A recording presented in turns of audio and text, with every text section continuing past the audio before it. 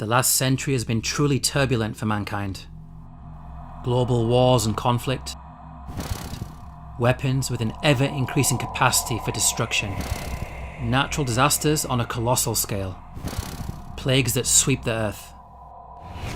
These are just some of the great tribulations that have impacted millions in recent history. But all of these events will pale in comparison to the horrors of the coming Dajjal.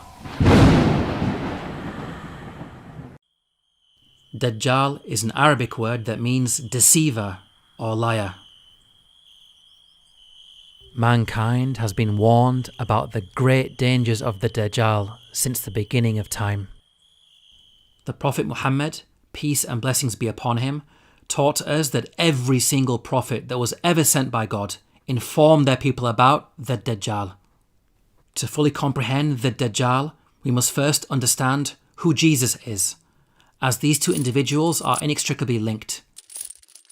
Muslims believe in Jesus, who Islam teaches is a great prophet and messenger sent by God. He is also the Messiah, meaning chosen one, the salvific figure sent to redeem the children of Israel. God granted him many miracles, such as feeding multitudes and healing the sick. Despite such signs and wonders, he was rejected by the majority of the children of Israel and had only a handful of followers. Compared to Jesus, the Dajjal is a false Messiah. He is the Antichrist, as he is the opposite of Jesus in many ways. The Dajjal is a major sign of the apocalypse. His arrival will signify that the world is nearing its end. He will be sent by God as a test, the greatest of trials for mankind. In his possession will be the treasures of the earth, mountains of gold, silver, jewels. Every material thing that mankind desires will be with him in abundance. The weather will be at his command. He can make the heavens open up and the clouds pour forth with rain, so that crops grow and are plentiful. Likewise, he will also be able to withhold the rain, causing drought and killing crops. With these abilities, he will create a great dependency on himself and attract the masses who will flock to him. Eventually, he will declare himself to be God and will be worshipped as such. In this way, much of mankind will be deceived, selling their hereafter for worldly gain and ending up in the fire. The Prophet Muhammad, peace and blessings be upon him, warned us to stay away from the Dajjal. He said that a Muslim will go to the Dajjal considering themselves a believer and will end up following the Dajjal because of the miracles on display. God's ultimate test with regards to the Dajjal is to see who will heed the warnings of the prophets to stay away from him and who will follow and worship him. Now you may be thinking that the Dajjal is some far-off threat that will happen long after you're dead and buried, so why worry about it? But the reality is that our hearts and minds are already being conditioned and programmed to accept the message of the Dajjal, and many of us don't even realise it. New Atheism, which is a liberal atheistic movement that has been sweeping the West for the last few decades, is priming the world for the Dajjal's arrival. What are the principles of New Atheism? Firstly, the rejection of religion. Religion is undermined through mockery and the normalization of blasphemy.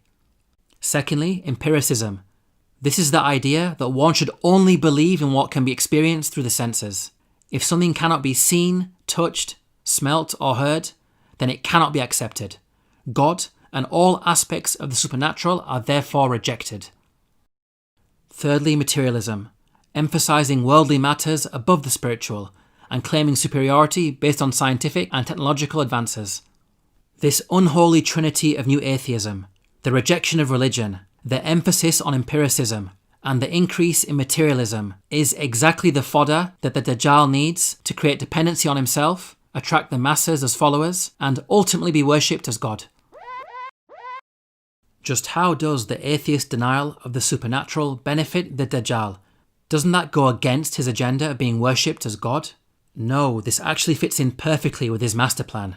People who disbelieve in God and have rejected all aspects of the supernatural, just imagine how they're going to react when they see the Dajjal. They're going to lose their minds And no doubt they will accept his claim of divinity without question, because they'll be witnessing things they cannot comprehend. They'll be taken by surprise and snared in his trap. With regards to empiricism, the Dajjal will satisfy the atheist demand that they see God. If they're demanding a physical God, well, that's what the Dajjal is going to be, defying all scientific explanation by performing signs and wonders before their very eyes. With regards to materialism, those inclined towards greed, those inclined towards selfishness shall join his ranks. Sound far-fetched? In recent pandemics, we've seen people going crazy, literally fighting, over simple creature comforts like toilet paper. Now just imagine how anxious people will become when essentials for life, such as food, water and shelter, are taken away. Now, whether the new atheist movement is a knowing accomplice and in on some grand conspiracy, or whether it is an unwitting pawn in the Dajjal's game is beside the point. As we have seen, there is an uncanny correlation between the ideology they are pushing and the methodology of the Dajjal. Prophet Muhammad, peace and blessings be upon him, taught that in order to protect ourselves against the Dajjal, we should recite the first 10 verses of the chapter of the Quran known as Al-Kahf, the cave. The 9th verse of the chapter of the cave draws our attention to a particular story known as the sleepers of the cave. أَمْ حَسِبْتَ أَنَّ أَصْحَابَ الْكَهْفِ وَالرَّقِيمِ كَانُوا مِنْ آيَاتِنَا عَجَبًا. This story relates to some youths who lived in a land of idolatry. Out of their strong devotion to God, they fled from their people. The verses go on to say, إِذْ أَوَى الْفِتْيَةُ إِلَى الْكَهْفِ فَقَالُوا رَبَّنَا آتِنَا مِن لَّدُنكَ رَحْمَةً. This shows us that faith is the most precious and important thing in our lives. It must be safeguarded and protected at all costs. With regards to the Dajjal, it will be best to stay away from him, even if it means fleeing to a remote cave.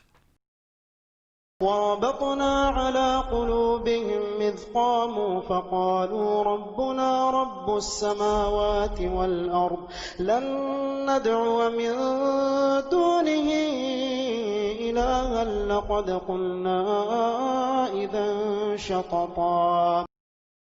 Here we are directed to avoid the worship of idols, statues, carved images, human beings, and anything besides God. This goes directly against the Dajjal's plot to be worshipped as God.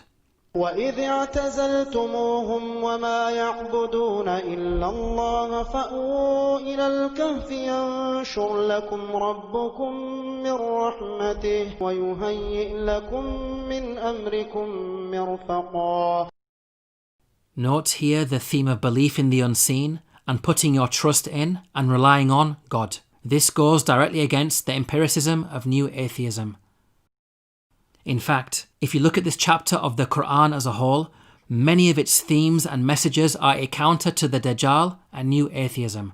For example, the story of the man and the garden. وَاضْرِبْ لَهُم مَّثَلَ الرَّجُلَيْنِ جَعَلْنَا لِأَحَدِهِمَا جَنَّتَيْنِ مِنْ أَعْنَابٍ وَحَفَفْنَاهُمَا بِنَخْلٍ وَكَانَ لَهُ ثَمَرٌ فَقَالَ لِصَاحِبِهِ وَهُوَ يُحَاوِرُهُ أَنَا أَكْثَرُ مِنكَ مَالًا وَأَعَزُّ نَفَرًا وَدَخَلَ جَنَّتَهُ وَهُوَ ظَالِمٌ لِنَفْسِهِ قَالَ مَا أَظُنُّ أَن تَبِيدَ هَٰذِهِ أَبَدًا. Here the man who possessed beautiful and bountiful gardens believed that he was superior to those who had less than him. This reminds us of the arrogant new atheist narrative that we are superior to the religious people of the past just because we lead more comfortable lives and have better possessions.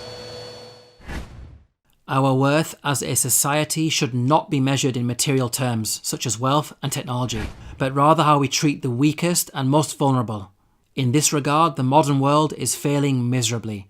Finally, these verses remind us that material things are temporal, and one should not put their trust solely in them to the extent that they neglect God. By contrast, the hereafter is eternal, everlasting. In summary, we can see that the plots of the Dajjal and the pillars of new atheism are explicitly denied throughout this chapter of the Quran. It's important to understand the reason why the Prophet Muhammad, peace and blessings be upon him, directed us to the chapter of the cave for protection. It is not blind recitation, nor the sounds of the words that will protect us. Rather, it's the study of its verses, the contemplation of its meaning, and the enactment of its lessons in our lives that will protect us. To learn more about the Dajjal and signs of the end times, please download your free copy of the book, The Forbidden Prophecies, at the link below.